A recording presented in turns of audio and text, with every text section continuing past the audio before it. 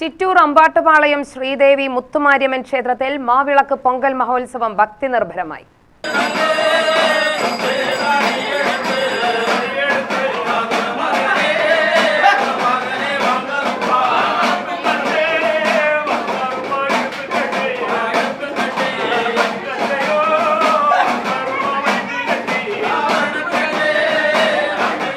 പതിനാറിന് രാത്രി ശോകനാശിനി പുഴയിൽ ചെറിയ കുംഭം നിറയ്ക്കലോടെയാണ് ഉത്സവ ചടങ്ങുകൾ തുടങ്ങിയത്.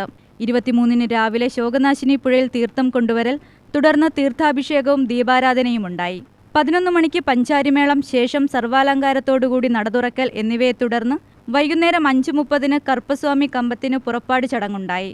അമ്പാട്ടുപാളയത്തിൽ നിന്നും വിവിധ വാദ്യമേള അകമ്പടിയോടുകൂടിയാണ് കറുപ്പസ്വാമി കമ്പം എഴുന്നള്ളത്ത് നടന്നത്.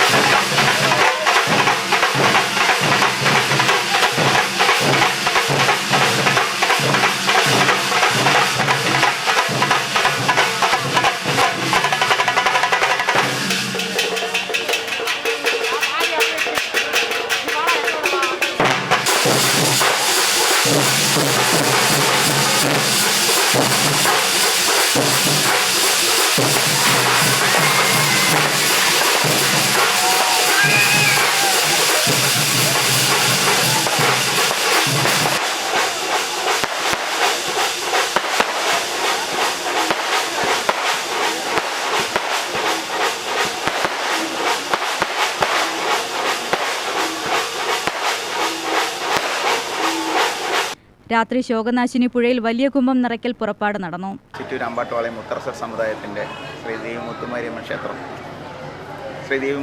ക്ഷേത്രം അമ്പലമാണ് ഈ സംഭവം. ഇതിൽ വിഷു കഴിഞ്ഞ 7ാമത്തെ ദിവസമാണ് ഇവിടെ ഉത്സവം ആഘോഷിക്കപ്പെടുന്നത്. ചിലപ്പോൾ അത് 9ഉം ആഘോഷിക്കപ്പെടുന്നതാറുണ്ട്. കാരണം വ്യാഴവും വെള്ളിയാണ് ഇവിടുത്തെ പ്രാധാന്യ ദിവസങ്ങൾ. ഇവിടുത്തെ പ്രതിഷ്ഠ എന്ന് പറയുന്നത് ദേവിയാണ്. അത് എണദൈവങ്ങളായിട്ട് കറുപ്പസ്വാമിയും വിനായകനും മുനീപ്പനും നാഗരാജാക്കന്മാരും ഉള്ളൊരു എല്ലാ ദൈവങ്ങളും കൂടി ചേർന്നിട്ടുള്ളതാണ് ഈ അമ്പലം.